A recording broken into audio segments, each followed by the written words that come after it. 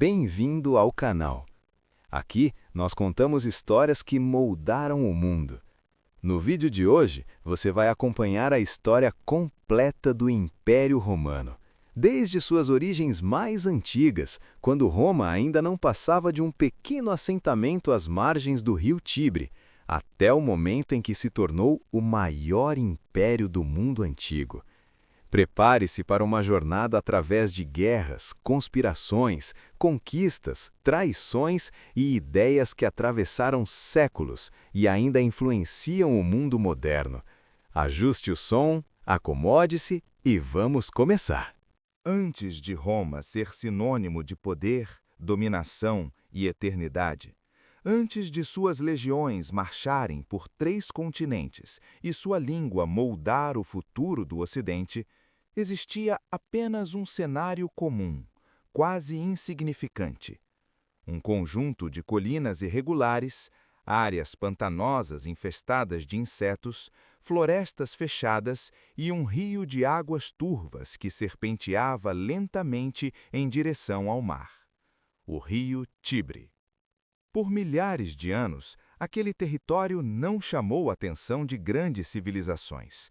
Enquanto o Egito erguia pirâmides monumentais e a Mesopotâmia desenvolvia as primeiras cidades organizadas, o centro da Península Itálica permanecia ocupado por comunidades simples, ligadas à terra, ao clima e aos ciclos naturais. Esses povos primitivos viviam da agricultura básica, do pastoreio e da coleta. Plantavam cereais, criavam cabras e ovelhas e construíam pequenas aldeias feitas de madeira, barro e pedra. A vida era dura, instável e frequentemente ameaçada por enchentes, secas e conflitos locais. A Península Itálica naquele período era tudo menos unificada. Ao norte, os etruscos formavam uma civilização avançada, com escrita, arquitetura sofisticada, mineração e uma religião profundamente ritualística. Ao sul, colônias gregas prosperavam, conectadas ao vasto mundo helênico, espalhando comércio, filosofia e arte. Entre esses 2 polos culturais estavam os latinos. Os latinos não eram um povo dominante. Não possuíam grandes cidades, nem exércitos poderosos, nem tecnologia superior. Mas ocupavam uma posição estratégica, tanto geográfica quanto cultural. Eles observavam, aprendiam e absorviam. Foi nesse contexto que pequenas aldeias começaram a surgir nas colinas próximas ao Tibre. Não eram escolhidas por acaso. As colinas ofereciam proteção natural contra ataques e enchentes, enquanto o rio permitia o transporte de mercadorias e o contato com outros povos. Com o passar das gerações, essas aldeias deixaram de ser apenas vizinhas. Elas começaram a se unir, a compartilhar rituais, mercados e defesas. Lentamente, quase imperceptivelmente, uma nova comunidade estava nascendo. Segundo a tradição romana, esse marco simbólico ganhou um peso no ano de 753 a.C. A história de Rômulo e Remo, gêmeos abandonados, salvos por uma loba e destinados a fundar uma cidade, não deve ser entendida como um fato literal, mas como uma metáfora poderosa. Roma nascia se vendo como fruto da adversidade, da violência e da superação. Uma cidade moldada não pela paz, mas pela luta. Nos primeiros séculos, Roma foi governada por reis. Alguns deles, segundo a tradição, eram latinos, outros etruscos. Esses governantes trouxeram transformações profundas. Foram construídas muralhas, templos, sistemas de drenagem e as primeiras estradas.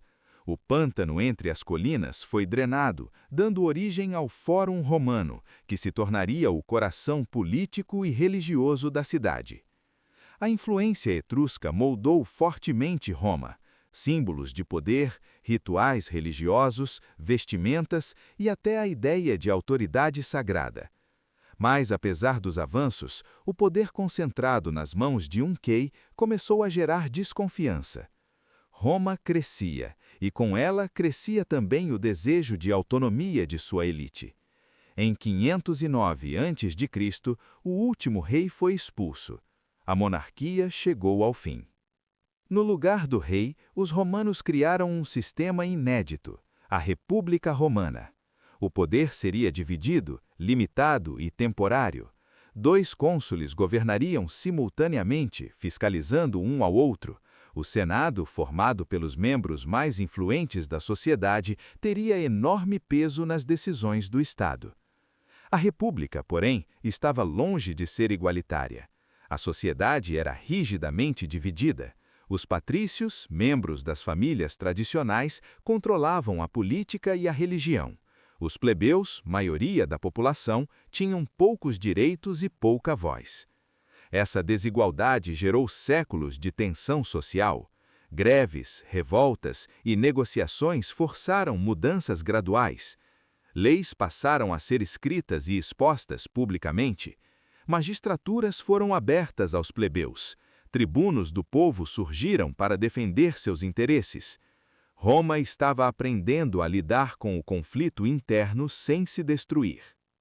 Enquanto ajustava seu sistema político, Roma expandia seu território. Primeiro, dominou cidades vizinhas do Lácio. Depois, avançou sobre toda a Península Itálica. O segredo romano não era apenas a força bruta, era a disciplina, a organização e a flexibilidade. Os romanos aprendiam com cada inimigo derrotado, copiavam armas, táticas e formações, incorporavam aliados em vez de apenas destruí-los, concediam cidadania parcial ou total, criando um sistema de lealdade incomum para a época. No século III a.C., Roma já controlava a Itália, mas seu verdadeiro teste ainda estava por vir. Do outro lado do Mediterrâneo, Cartago dominava o comércio marítimo. Rica, poderosa e estrategicamente posicionada, era tudo o que Roma ainda não era. As guerras púnicas duraram mais de um século. Foram conflitos brutais, marcados por batalhas épicas, traições e destruição em massa. O general cartaginês Aníbal atravessou os Alpes com elefantes, terrorizando Roma. Ainda assim, os romanos resistiram. Ao final da Terceira Guerra Púnica, Cartago foi completamente destruída. Sua cidade foi arrasada, sua população escravizada. Roma emergia como a maior potência do Mediterrâneo. A vitória trouxe riqueza, mas também desequilíbrio. Milhões de escravos inundaram Roma. Grandes propriedades rurais se expandiram, enquanto pequenos agricultores perdiam suas terras. A República, criada para uma cidade-estado, agora governava um império informal. Reformas foram tentadas. Alguns líderes buscaram redistribuir terras e direitos. Muitos foram assassinados. A política tornou-se violenta.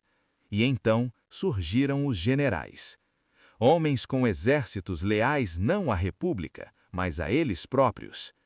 Júlio César destacou-se como nenhum outro. Conquistou a Gália, acumulou riquezas e prestígio e tornou-se um herói para as massas.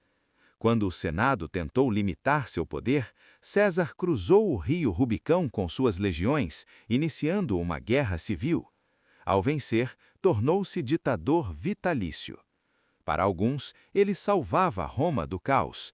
Para outros, destruía a República. Em 44 a.C., César foi assassinado dentro do Senado.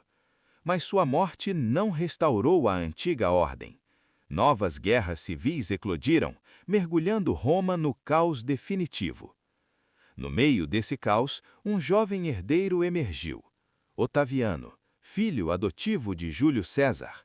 Astuto, paciente e calculista, derrotou todos os seus rivais. Diferente de César, não se apresentou como ditador. Apresentou-se como restaurador da República.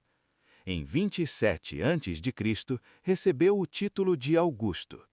Roma não chamou aquilo de monarquia, não chamou de tirania, chamou de império. Sob Augusto, Roma viveu um período de estabilidade sem precedentes. Instituições republicanas continuavam existindo, mas o poder real estava concentrado em uma única figura. O Império Romano havia nascido. O que começou como aldeias esquecidas às margens do Tibre tornou-se o centro do mundo conhecido.